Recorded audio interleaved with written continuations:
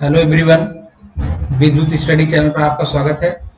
विद्युत study channel पर आज 5000 मेगा प्रश्नों की जो सीरीज चलाई जा रही है, इसमें सेट नंबर आपका 10 है। सेट नंबर 1 से 9 तक अगर आपको देखना है तो आप प्लेलिस्ट में जाइए और 1 से लेकर 9 तक के प्रश्नों की सीरीज आपको मिल जाएगी।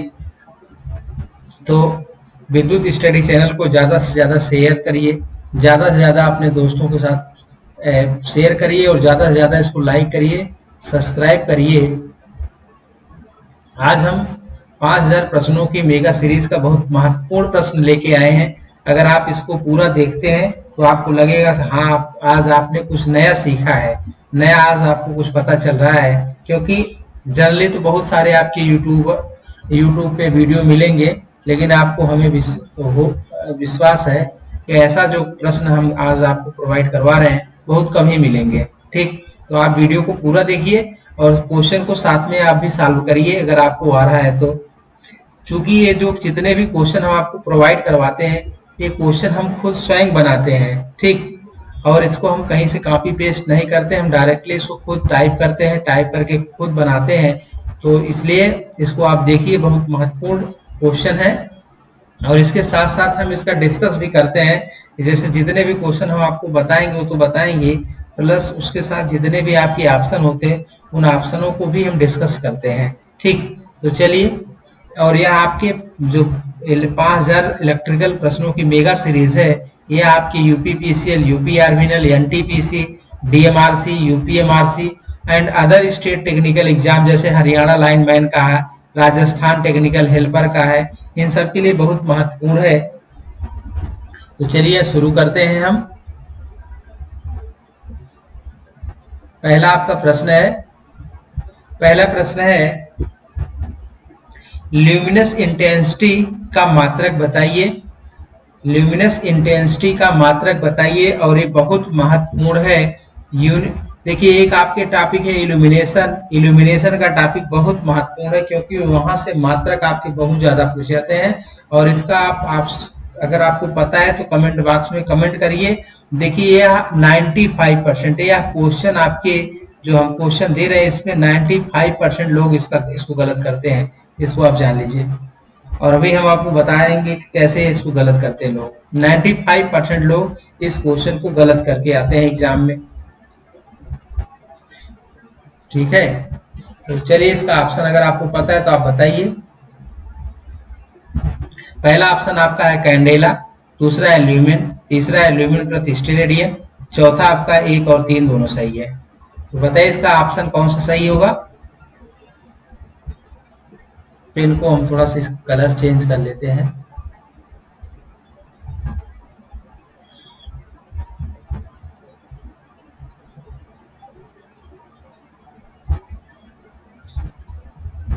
तो अगर आपको पता है तो कमेंट बॉक्स में कमेंट करिए। चलिए इसके बाद हम बता रहे हैं आपको इसका ऑप्शन कौन सा सही होगा। देखिए, पहला ऑप्शन है कैंडेला।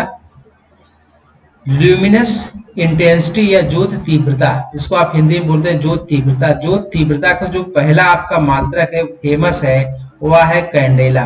कैंडेला आपके ज्योत तीव्रता का बहुत फेमस मात्रक है, और यह आपको पहला ऑप्शन मिल रहा है। तो 95% लोग पहला ऑप्शन आप देखें, आपको पहला ऑप्शन मिला, तुरंत आप टिक किए और आगे बढ़ गए। फिर बाद में क्या होता है कि बाद में आप जाके अपना स्कोर भी ऐड करते हैं और इसको आप सही मानते हैं, लेकिन बाकी के 3 को आप ऑप्शन नहीं पढ़ते हैं। एक चीज हम आपको पहले बता दे रहे हैं, ये आपकी फ्री एडवाइस है। यदि आपको किसी भी क्वेश्चन में यदि आपको पहला ऑप्शन लग रहा है कि पहला ऑप्शन सही है, लग रहा है, एग्जैक्ट आपको पता नहीं लग रहा है, अगर पहला ऑप्शन आपको लग रहा है कि सही है, तो तुरंत आप उस क्वेश्चन को विशेष रूप से स्पेशल में आप रखिए और उसको स्पेशल में ऑब्जर्व करिए। ठीक, क्योंकि पहला ऑप्शन, जिस क्वेश्चन का पहला ऑप्शन सही दिखता है, वो समझिए कि बहुत ज्यादा आपके गलत होने के चांसेस पैदा करता है। जैसे इसमें आपका पहला ऑप्शन क्या है, कैंडेला है, और यह आपकी बहुत ज्यादा गलत होने के चांसेस पैदा कर रहा है। मैक्सिमम लोग यही कैंडेला लगा के चले आएंगे क्योंकि यह बहुत फेमस मात्रक है आपकी कैंडेला। लेकिन इसका एक मात्रक और है, देखिए ल्यूमेन। ल्यूमेन आपका, ल्यूमेन इसका मात्रक नहीं है।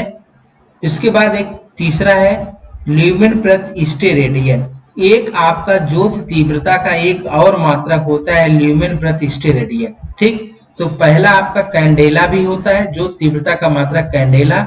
दूसरा आपका ल्यूमेन प्रति स्टेरेडियन, ठीक, ये भी होता है। तो आपके दो मात्रक हैं ज्योत तीव्रता के, एक कैंडेला और एक ल्यूमेन प्रति स्टेरेडियन। इसलिए आपका ऑप्शन कौन सा सही होगा? तो ऑप्शन नंबर आपका सही होगा 4। ना आपका पहला सही होगा, ना आपका तीसरा सही होगा, ऑप्शन नंबर आपका 4 सही होगा। अर्थात 4 का मतलब कैंडेला और ल्यूमेन प्रति स्टेरेडियन दोनों सही होगा। ठीक, देखिए इल्यूमिनेशन में मात्रक बहुत पूछे जाते हैं और ये बहुत ज्यादा आपको कंफ्यूज भी करता है। तो इसका आपके जो तीव्रता का मात्रक आपका कैंडेला भी होता है और आपके ल्यूमेन प्रति स्टेरेडियन। तो हम थोड़ा सा डिस्कस करते हैं इल्यूमिनेशन के टॉपिक का जो महत्वपूर्ण मात्रक है, जो आपको ज्यादा कंफ्यूज करता है। देखिए पहला इसमें एक बहुत महत्वपूर्ण मात्रक, जैसे ल्यूमेन, ल्यूमेन किसका मात्रक है? तो ल्यूमेन आपका ल्यूमिनस फ्लक्स का मात्रक है। ल्यूमिनस फ्लक्स, ल्यूमिनस फ्लक्स का मात्रक ल्यूमेन होता है। अगर आपसे पूछे कि ल्यूमिनस फ्लक्स का मात्रक, तो ल्यूमेन होता है। इसमें एक दूसरा मात्रक आपका होता है इल्यूमिनेशन। इल्यूमिनेशन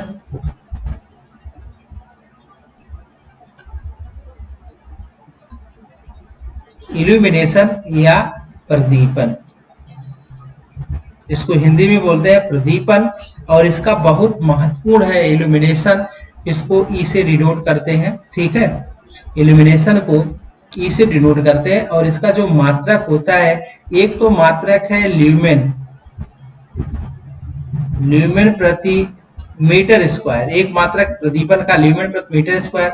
दूसरा है लक्स, इसका दूसरा मात्रक है लक्स। और तीसरा है मीटर कैंडल, इसका 3 मात्रक है प्रदीपन का। एक है ल्यूमेन प्रति मीटर स्क्वायर, दूसरा है लक्स, तीसरा है मीटर प्रति मीटर कैंडल, ठीक है। इसके बाद नेक्स्ट इसी में आपकी आते हैं, इसमें एक और आपको मिलता है जैसे ब्राइटनेस, ब्राइटनेस या चमकीलापन बोलते हैं, चमकीलापन।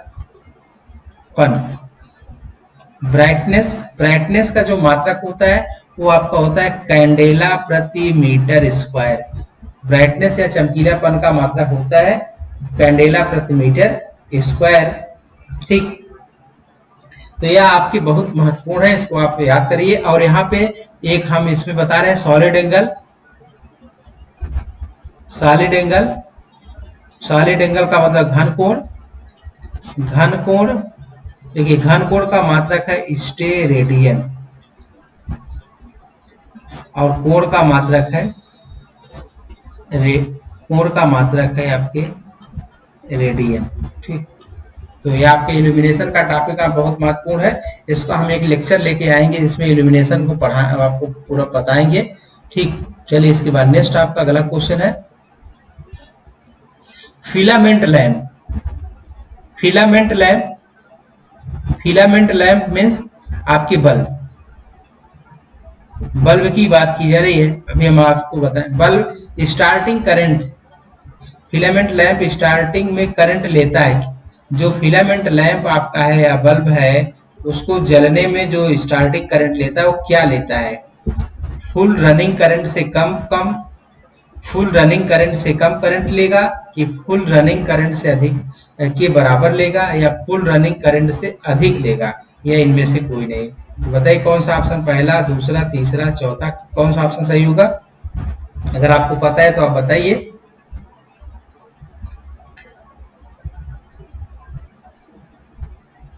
चलिए इसका ऑप्शन हम आपको बता रहे हैं, ठीक। इसका जो होगा ये आपका तीसरा सही होगा। तीसरा जो हमारा फिलामेंट लैंप होता है, फिलामेंट लैंप जो होता है, यह आपके स्टार्टिंग में मतलब इसको स्टार्ट होने में जो करंट यह लेगा, यह फुल रनिंग करंट से अधिक करंट लेता है।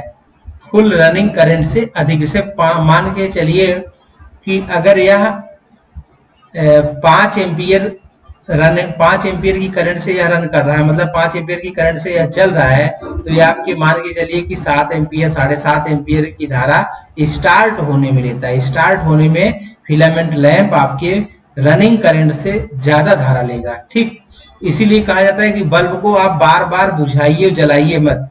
क्यों? क्योंकि बार बार बुझाने और जलाने से आपकी जो एनर्जी होगी वो उसकी खपत ज्यादा हो जाती है। इसमें होता क्या है, जैसे आप अभी देख रहे हैं ना कि जब इसको स्टार्ट होना होगा तो यह आपकी फुल रनिंग करंट से अधिक करंट लेगा, मतलब स्टार्टिंग में करंट ज्यादा लेता है। इसलिए आप इसको जल्दी बुझाया और जलाया नहीं जाता बार बार। अब इसमें हम थोड़ा सा बता रहे हैं, फिलामेंट जो आपका बना होता है, लैंप का फिलामेंट जो बना होता है वह आपका किसका बना होता है? तो वह आपका टंगस्टन का बना होता है। किसका बना होगा? टंगस्टन का। और टंगस्टन का जो मेल्टिंग पॉइंट होता है लगभग 3300 डिग्री सेंटीग्रेड, ये अप्रोक्सीमेट वैल्यू है, कहीं 35 भी मिलेगा आपको। तो फिलामेंट लैंप जो आपका होगा, फिलामेंट लैंप का जो आपका फिलामेंट बना होता है वो टंगस्टन का बना होता है, लगभग आपके 3300 डिग्री सेंटीग्रेड। दूसरा, फिलामेंट लैंप का एक और आपका पूछा जाता है, अगर इसका हम पावर फैक्टर पूछें तो फिलामेंट लैंप का पावर फैक्टर आपका यूनिटी होता है।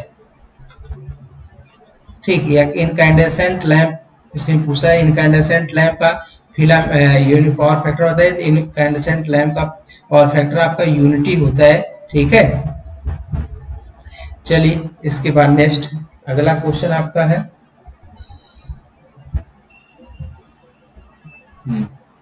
Normal reading. नॉर्मल रीडिंग के लिए इल्यूमिनेशन या प्रदीपन होती है, तो नॉर्मल रीडिंग के लिए आपको कितने इल्यूमिनेशन या प्रदीपन की आवश्यकता होती है? तो बताइए, 20 से 40 लक्स, 60 से 100 लक्स, 200 से 300, 400 से 500। तो बताइए कौन सा होगा इसमें नॉर्मल रीडिंग के लिए इल्यूमिनेशन की आवश्यकता होती है? तो चलिए इसको हम बता रहे हैं आपको। देखिए, इसका जो आप सही होगा, ऑप्शन नंबर बी सही होगा। 60 से 100 लक्स। देखिए अभी यही आपको बताया ना, लक्स किस लक्स है, ये इसको हम क्या लिख सकते हैं? ल्यूमेन प्रति मीटर स्क्वायर। इसी लक्स को हम लिख सकते हैं ल्यूमेन प्रति मीटर स्क्वायर या मीटर कैंडल। ठीक, मीटर कैंडल भी लिख सकते हैं इसका मतलब। अब देखिए, नॉर्मल रीडिंग मतलब नॉर्मल का मतलब पढ़ने के लिए नॉर्मली आपको इल्यूमिनेशन का मतलब कि प्रदीपन है, प्रदीपन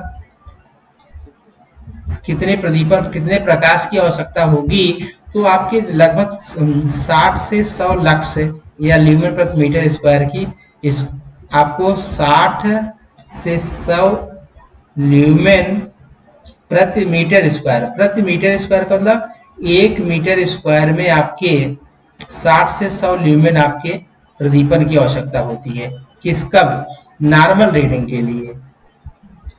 लेकिन यही चीज आपकी चेंज हो जाता है कब? देखिए, यह आपके इल्यूमिनेशन जो आपकी इल्यूमिनेशन की जरूरत है, यह आपके वर्क के ऊपर डिपेंड करती है। वर्क के ऊपर डिपेंड करने का मतलब है कि जैसे आप कौन सा वर्क कर रहे हैं, बारीक वर्क कर रहे हैं, अगर आप नॉर्मल वर्क कर रहे हैं, बहुत बारीक वर्क करेंगे, जैसे बहुत बारीक वर्क करेंगे तो आपको 500 से लेकर 1000 लक्स की भी जरूरत पड़ती है। जैसे आप महीन का घड़ी वगैरह का काम कर रहे हैं या सिलाई का काम कर रहे हैं, तो इसमें आपको ज्यादा से ज्यादा इल्यूमिनेशन की जरूरत, ज्यादा से ज्यादा प्रकाश की जरूरत पड़ती है। और अगर आप मोटा काम कर रहे हैं तो फिर आपको प्रकाश की कम जरूरत पड़ती है। ठीक, अब जैसे आपके अस्पताल वगैरह बेड वगैरह है, तो यहाँ पे आपके 20 से 40 लक्स भी चल जाएंगे, क्योंकि अस्पताल वगैरह में। लेकिन हाँ, जब वही चीज आपकी ऑपरेशन थिएटर में की बात की जाएगी, ऑपरेशन थिएटर में, तो वहां पे आपकी प्रकाश की ज्यादा आवश्यकता पड़ती है, अर्थात इल्यूमिनेशन की ज्यादा आवश्यकता पड़ती है। फिर वहां पे आपकी लक्स की मात्रा बढ़ जाएगी। ठीक, तो यहाँ पे आपका डायरेक्टली देखिए, आप इसको जानिए, जो आपका प्रदीपन होता है वह निर्भर करता है आपके वर्क पर कि आप कैसा वर्क कर रहे हैं। ठीक, तो यहाँ पे नॉर्मल रीडिंग है, तो नॉर्मल रीडिंग के लिए आप आपके 60 से 100 लक्स। अभी यही आपकी नॉर्मल रीडिंग, अब जैसे आप प्रूफ रीडिंग कर रहे हैं या आप कोई डायग्राम वगैरह बना रहे हैं, ठीक, उसमें बहुत आपकी बारीक लाइन वगैरह है, तो फिर आपको इल्यूमिनेशन ज्यादा आवश्यकता पड़ेगी। तो यहाँ पे आपको वर्क के ऊपर आपको आपका डिपेंड करता है, जिसको आप ध्यान से रखिएगा, ध्यान रखिएगा। नेक्स्ट आपका अगला क्वेश्चन है, अगला आपका है कौन सा पावर का सोर्स नहीं है। इसमें से आपका कौन सा पावर का सोर्स नहीं है? पहला है फोटोवोल्टाइक सेल, दूसरा है solar cell, photo electric cell, thermocouple. इसमें से कौन सा है जो आपके पावर का सोर्स नहीं है? पावर का सोर्स का मतलब है कि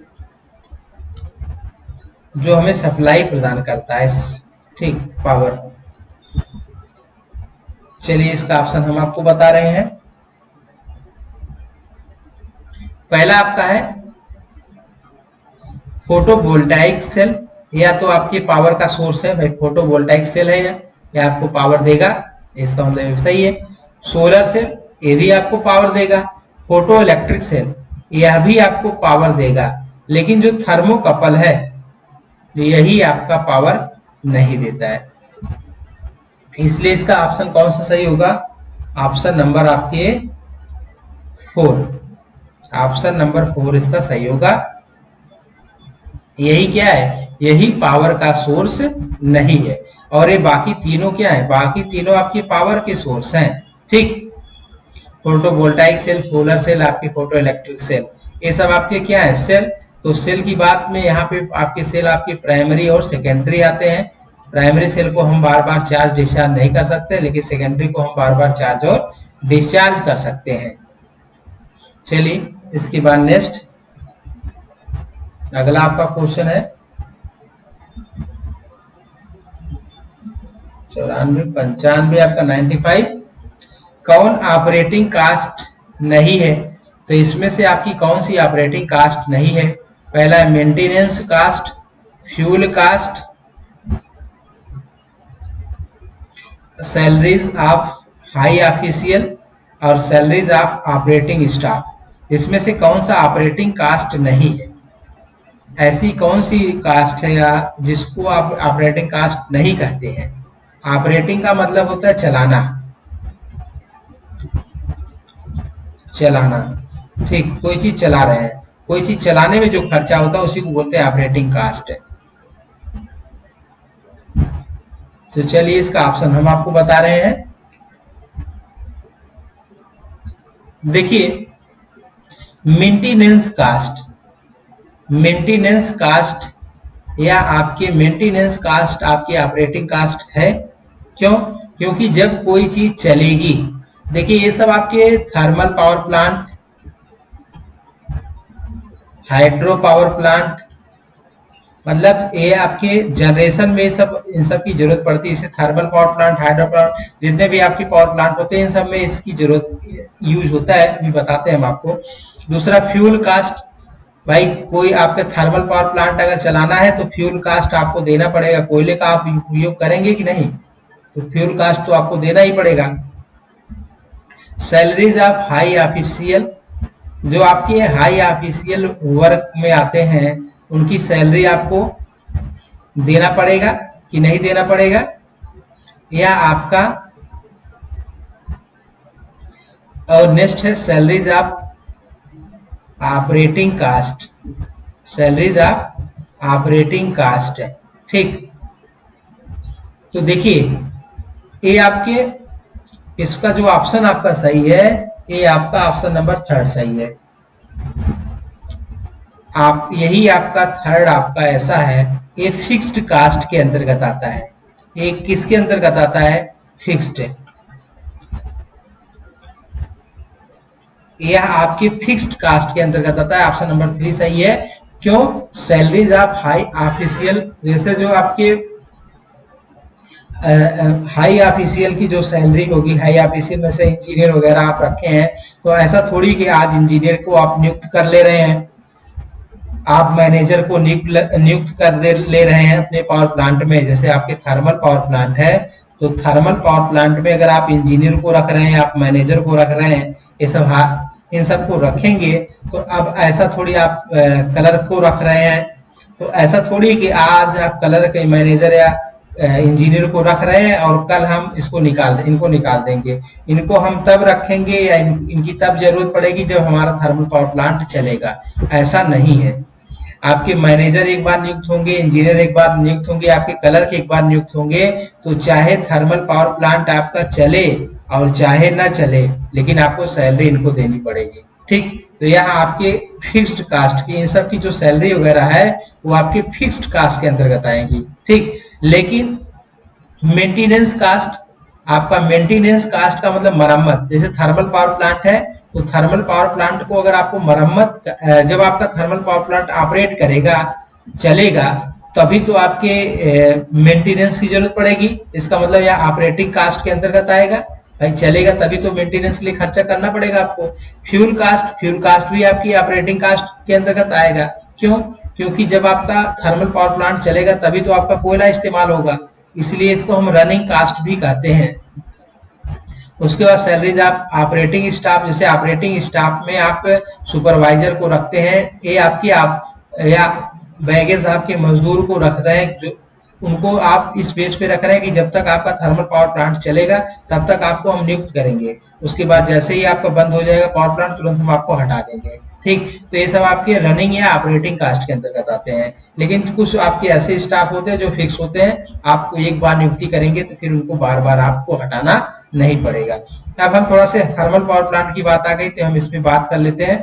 थर्मल पावर प्लांट का यूज हम बेस लोड और पीक लोड दोनों के लिए क्या करते हैं। थर्मल पावर प्लांट जो आपका आधारित है वो रैकाइन साइकिल, थर्मल पावर प्लांट जो आधारित है वो किस साइकिल पर आधारित है? रैकाइन साइकिल पर आधारित है। थर्मल पावर प्लांट आपके रैकाइन साइकिल पर आधारित है। फ्यूल के रूप में हम इसमें कोयला यूज करते हैं। ठीक, और थर्मल पावर प्लांट में जो सबसे रिक्सी पार्ट होता है वो आपका होता है बॉयलर। सबसे रिक्सी पार्ट जिसको हमें बार बार देखने की आवश्यकता होती है, बार बार हम इसका सब ऑब्जर्वेशन बहुत सूक्ष्म बारीकी से करते हैं, वो आपका बॉयलर है। ठीक है, चलिए नेक्स्ट आपका अगला क्वेश्चन है, स्टैटिक कैपेसिटर किस टर्म में रेटेड होता है? जो आपका स्टैटिक कैपेसिटर है वह किस टर्म में रेटेड होता है, अर्थात उसकी रेटिंग किस में होती है? तो आपकी क्या है? KW, KWH, KVAR, कोई नहीं। तो बताइए इसका ऑप्शन कौन सा सही होगा? चलिए इसका ऑप्शन हम आपको बता रहे हैं, इसका कौन सा ऑप्शन सही होगा। देखिए KVAR, स्टैटिक कैपेसिटर की जो रेटिंग होती है किस में होती है? KVAR में होती है, इसलिए इसका ऑप्शन नंबर क्या है? 3 सही है। KVAR का मतलब देखिए, थोड़ा से हम ये आपको डिस्कस कर दे रहे हैं। ये आपका किलोवाट घंटा, थोड़ा से किलोवाट का मतलब है यह आपका है एक्टिव पावर। एक्टिव पावर का मतलब P = VI cos phi। ठीक, इसके बाद एक आपकी पावर होती है apparent power VI, only VI, और एक आपकी रिएक्टिव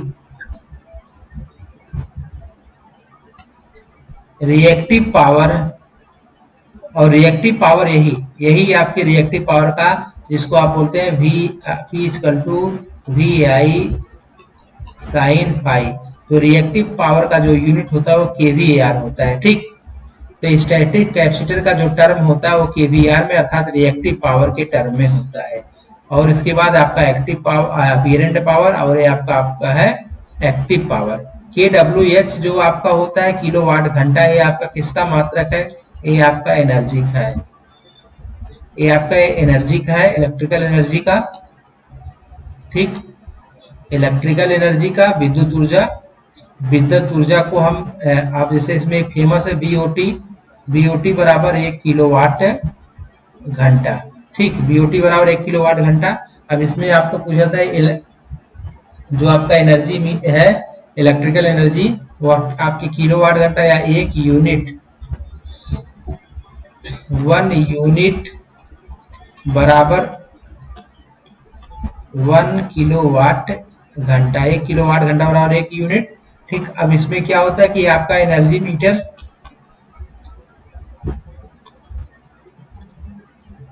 विद्युत ऊर्जा को हम मापते हैं किसमें, एनर्जी मीटर से मापते हैं। घरों में आपके एनर्जी मीटर लगा होता है, और एनर्जी मीटर जो है किसके अंतर्गत आता है, इंटीग्रेटिंग इंस्ट्रूमेंट के अंतर्गत आता है। एनर्जी मीटर आपके इंटीग्रेटिंग इंस्ट्रूमेंट के अंतर्गत आता है। नेक्स्ट आपका है, अगला आपका क्वेश्चन है, कौन वोल्टेज चेंज होने पर फिलामेंट लैंप का कौन सा कारक ज्यादा अफेक्टेड या प्रभावित होता है? तो बताइए कौन सा, आपकी वोल्टेज, लाइट आउटपुट, कोई नहीं। वोल्टेज चेंज होने पर फिलामेंट लैंप का कौन सा कारक ज्यादा अफेक्टेड होता है? तो कौन सा कारक है जो ज्यादा आपके अफेक्टेड होता है?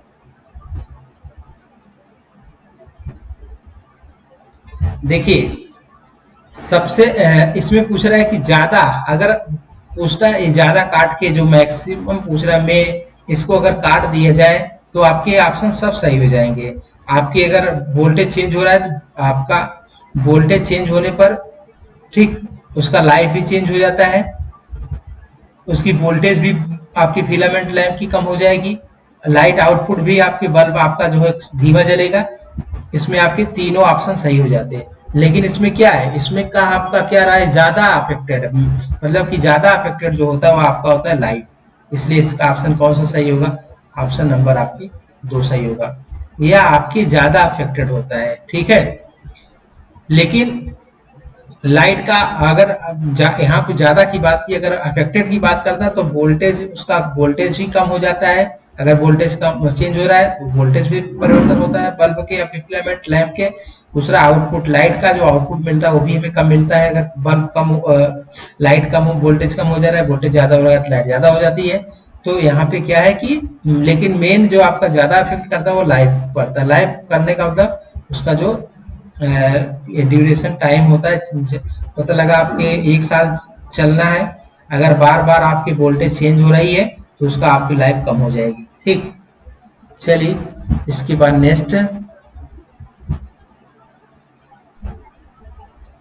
नेक्स्ट है आपका अगला क्वेश्चन है,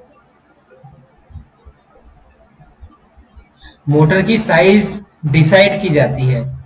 जो मोटर की साइज है वह डिसाइड की जाती है, किस पर डिसाइड की जाती है, लोड से डिसाइड की जाती है, करंट से, हीट प्रोड्यूसिंग मोटर, टार्क। तो आप जैसे मोटर की साइज को डिसाइड करते हैं तो किस बेस पर डिसाइड करते हैं, तो बताइए इसमें किस बेस पे डिसाइड करते हैं।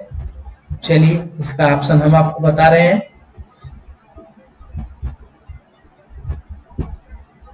इसका है option number 3, heat produced in motor. जो आप मोटर की जो साइज है उसको डिसाइड करते हैं, उसका जो डिसाइड करने का जो मेन फैक्टर होता है वह होता है हीट प्रोड्यूस इन मोटर। मतलब कि मोटर में कितनी हीट प्रोड्यूस हो रही है। आप ऐसी साइज को डिसाइड करेंगे जो कि कम से कम आपकी हीट प्रोड्यूस करे, मतलब कि हीटर में कम से कम, मोटर में कम से कम हीट हो। ऐसा नहीं कि आप ऐसी साइज आप डिसाइड करें तो तुरंत आपका मोटर लाए और तुरंत हीट हो जाए, क्योंकि हीट का मतलब आपकी होता है लॉस। और अगर आपका मोटर जल्दी हीट हो जाएगा तो लॉस उसमें ज्यादा होगा, वाइंडिंग आपके शॉर्ट सर्किट हो जाएंगी, जल जाएंगी, तो बार बार आपका मोटर खराब होगा। इसलिए हम सबसे ज्यादा प्रीफर करते हैं, सबसे ज्यादा वरीयता जो देते हैं वह हम हीट प्रोड्यूस इन मोटर को देखते हैं कि हमारे मोटर में, अब इसको सीधे सीधे आप मान सकते हैं लॉस, डायरेक्टली लॉस, ठीक। तो आप कौन सा मोटर लेना ज्यादा पसंद करेंगे, जो इसमें लॉस कम होगा ना। ऐसा थोड़ी होगा जिसमें लॉस ज्यादा होगा आप उस मोटर को खरीदेंगे या उसकी साइज को डिसाइड करेंगे। तो हमेशा साइज को डिसाइड करने में आप किसका ध्यान रखते हैं, हीट का। और ये सब भी है आपकी लोड है, जैसे इसको भी हम टार्क को भी डिसाइड करते हैं, लेकिन ये सब आपके सेकेंडरी फैक्टर हो जाते हैं हीट के सामने, ठीक। अब जैसे हम मोटर है तो हमारा जो टार्क के बेस पे, जैसे हमें हाई स्टार्टिंग टार्क चाहिए तो हम सीरीज का यूज करते हैं, कांस्टेंट स्पीड चाहिए तो हम शंट का यूज करते हैं, ठीक। इस प्रकार से भी हम डिसाइड करते हैं, लेकिन जो मेन फैक्टर वो आपका हीट है। इसके बाद नेक्स्ट है अगला आपका, to use flywheel motor should have. Flywheel का अगर हम प्रयोग करते हैं तो मोटर कैसा हमारा स्पीड रखता है, पहला आपका है कांस्टेंट स्पीड कैरेक्टरिस्टिक रखेगा, या ड्रॉपिंग स्पीड कैरेक्टरिस्टिक रखेगा, या वेरिएबल स्पीड कैरेक्टरिस्टिक रखेगा, और चौथा आपका है उपरोक्त सभी। फ्लाई व्हील, फ्लाई व्हील का नाम सुने होंगे, चलिए पहले बताएं, इसका ऑप्शन बताइए, फिर हम आपको बताते हैं इसके बारे में थोड़ा से। चलिए इसका ऑप्शन हम आपको बता रहे हैं। देखिए जो आपका फ्लाई व्हील होता है, फ्लाई व्हील का मतलब यह एक फ्लाई पहिया होता है, आपके फ्लाई, जैसे आप देखे होंगे फ्लाई का मतलब है कि हेक्सा में जो आपका नट होता है उसका ऐसे आपका आकार कुछ होता है, ठीक। तो इसमें आपका जो होता है ऐसे, यही आपका फ्लाई व्हील होता है। इसको यूज हम अल्टरनेटर में करते हैं। साइलेंट पोल टाइप, साइलेंट पोल टाइप अल्टरनेटर में हम फ्लाई व्हील का यूज करते हैं। साइलेंट पोल टाइप अल्टरनेटर में हम क्या यूज करते हैं, फ्लाई व्हील का यूज करते हैं। इससे क्या होता है कि जो हमारा डायनेमिक बैलेंस होता है, गति संतुलन, वह बहुत अच्छा होता है, ठीक। तो हम फ्लाई व्हील का यूज डायनेमिक बैलेंस के लिए करते हैं अल्टरनेटर में, ठीक। अल्टरनेटर के जो रोटर, आपके दो प्रकार के अल्टरनेटर में रोटर यूज होते हैं, एक होता है साइलेंट पोल और एक होता है नॉन साइलेंट या सिलेंड्रिकल जो जिसको बोलते हैं। तो साइलेंट जो होता है वो आपकी लो और मीडियम स्पीड के लिए प्रयोग किया जाता है, नॉन साइलेंट आपका जो है हाई स्पीड के लिए प्रयोग किया जाता है। तो हम साइलेंट पोल टाइप रोटर में जो यूज करते हैं फ्लाई व्हील का प्रयोग करते हैं, क्योंकि हमारा डायनेमिक बैलेंस अच्छा हो। दूसरा, तो यहाँ पे जो ऑप्शन सही होगा, पहले तो ऑप्शन हम आपको बता दे रहे हैं, जो इसका ऑप्शन सही होगा यह आपका होगा ड्रॉपिंग स्पीड कैरेक्टरिस्टिक। अगर हम मोटर में फ्लाई व्हील का यूज करते हैं तो मोटर हमारा ड्रॉपिंग स्पीड कैरेक्टरिस्टिक रखेगा, ठीक। ड्रॉपिंग स्पीड कैरेक्टरिस्टिक, ड्रॉपिंग का मतलब ड्रॉप का मतलब कम हो, स्पीड को यह कम कर देता है, अर्थात यह बैलेंस प्रदान करता है, मोटर रोटर को यह बैलेंस प्रदान करता है, कौन, फ्लाई व्हील, ठीक। इसके बाद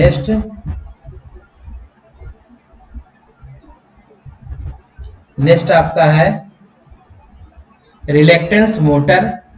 रिलैक्टेंस motor is provide with slip ring, require starting gear, high cost, is compact. तो बताइए रिलैक्टेंस मोटर में क्या, कौन सा ऑप्शन सही होगा।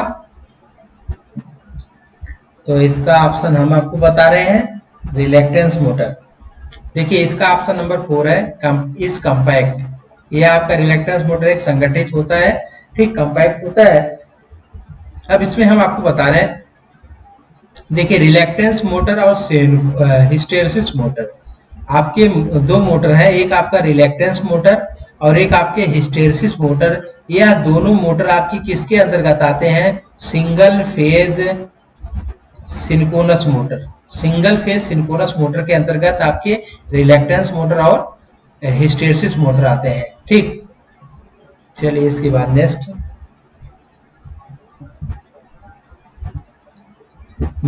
है बाल बियरिंग। बाल बियरिंग का पार्ट नहीं है, तो बाल बियरिंग का कौन सा पार्ट नहीं है, जो बाल बियरिंग, एक आपकी होती है बाल बियरिंग और एक आपकी होती है रोलर बियरिंग।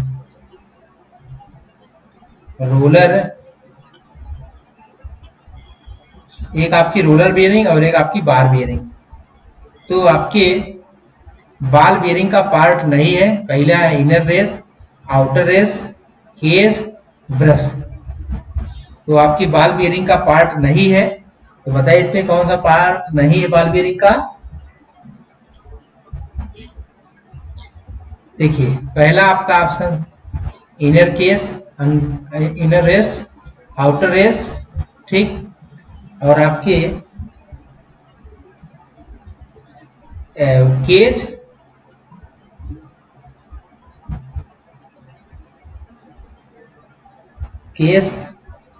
केज और ये आपका ब्रश। तो इसमें बताइए कौन सा होगा। चलिए इसका ऑप्शन हम बता रहे हैं आपको। इसमें जो ऑप्शन नंबर है, ऑप्शन नंबर 4 है, जो बाल बियरिंग है उसका यही पार्ट ब्रश हो। ब्रश जो है, ब्रश बाल बियरिंग का पार्ट नहीं होता है। इनर रेस आपकी आउटर रेस, ठीक, और आपकी ये सब आपके बाल बेरिंग के पार्ट हैं। तो बाल बेरिंग, जो बाल बेरिंग यूज होता है या आपके स्मॉल साइज के मशीन के लिए स्मॉल साइज, और आपके रोलर बियरिंग का प्रयोग हम जो करते हैं वह आपके लार्ज साइज का अगर मोटर है तो उसमें हम रोलर बियरिंग का प्रयोग करेंगे, स्मॉल साइज का मोटर है तो उसमें हम बाल बियरिंग का प्रयोग करेंगे। ठीक, अब यहाँ पे थोड़ा से ब्रश की बात आ जा रही है, तो ब्रश के बारे में हम बता दे रहे हैं। देखिए ब्रश का कार्य क्या होता है। ब्रश का कार्य होता है, जैसे हम जनरेटर की अगर हम बात करें तो यह क्या करता है, यह आपके, चूंकि यह आपका आर्मेचर है, फिर उससे कनेक्ट होता है आपका कम्यूटेटर से फिर कनेक्ट होता है आपका ब्रश। ठीक, तो ब्रश कनेक्ट होता है। ब्रश का कार्य होता है करंट को कलेक्ट करना, करंट को कलेक्ट करता है और करंट को कलेक्ट करके बाहरी परिपथ में भेजना, मतलब कि ब्रश का कार्य है करंट को कलेक्ट करना। ठीक, अब यहाँ पे आपके ब्रश किसके बनाए जाते हैं, तो ब्रश आपके कार्बन के भी बनाए जाते हैं, मैक्सिमम आपके कार्बन के बनाए जाते हैं। ब्रश आपके कॉपर के भी बनाए जाते हैं, लेकिन कॉपर पर इसका रेजिस्टेंस कम होता है, इसलिए इसकी इस पर स्पार्किंग ज्यादा होती है। और ब्रश आप कार्बन का बनाते हैं क्योंकि इसका हाई रेजिस्टेंस होता है, स्पार्किंग कम होती है। ठीक है, नेक्स्ट एक चीज और पूछ लेता है, जैसे ब्रश, जैसे आपका मान लीजिए कि जनरेटर है, और जनरेटर है इसके P बराबर 32 पोल है। ठीक, तो और इसके आर्मेचर में लैप बाइंडिंग है, लैप बाइंडिंग की गई है सिंगल लेयर की। तो बताइए कि इसमें ब्रशों की संख्या कितनी होगी, तो ब्रशों की संख्या आपके समांतर पथों की संख्या के बराबर होती है, A बराबर P बराबर ब्रश। ठीक, तो अब आपके जनरेटर है 32 पोल का है, लैप बाइंडिंग की गई है, तो इसमें कितने ब्रश की आवश्यकता पड़ेगी, जितने आपके समांतर पथ का मतलब धारा बहने के रास्ते हैं, इसमें आपके 32 ब्रश की जरूरत पड़ेगी। ठीक, चलिए इसके बाद नेक्स्ट, कौन सा मोटर सस्ता होगा, कौन सा मोटर आपका सस्ता होगा। एक 100 HP का 3 phase induction motor, 4 motor 25 HP के, 5 मोटर 20 HP के, 10 मोटर 10 HP के। तो बताइए कि इसमें से कौन सा मोटर होगा जो सस्ता पड़ेगा। चलिए इसका ऑप्शन हम आपको बता रहे हैं, इसमें से कौन सा मोटर होगा जो सस्ता पड़ेगा। तो देखिए इसका है कि 100 HP का आप 3 फेज इंडक्शन मोटर लेते हैं तो यही आपका मोटर सस्ता पड़ेगा। बाकी आपके अगर 4 मोटर आप 25 HP के लेंगे तो भी महंगा पड़ेगा, 5 मोटर आप लेंगे तो भी महंगा पड़ेगा, 10 सबसे, अगर इसमें सबसे ज्यादा महंगे की बात करें कि सबसे ज्यादा महंगा कौन पड़ेगा तो वह आपका होगा 10 मोटर आप 10 HP के लेंगे। आप एक्चुअल में 100 HP तो प्राप्त कर रहे हैं लेकिन 10 मोटर से प्राप्त कर रहे हैं, इसलिए इसकी सबसे ज्यादा कास्ट, इसकी सबसे ज्यादा महंगा यह आपका 10 मोटर 10 HP का पड़ेगा, और सबसे सस्ता कौन पड़ेगा, एक मोटर आपके 100 HP का। ठीक, तो चलिए पूरा वीडियो देखने के लिए बहुत बहुत धन्यवाद।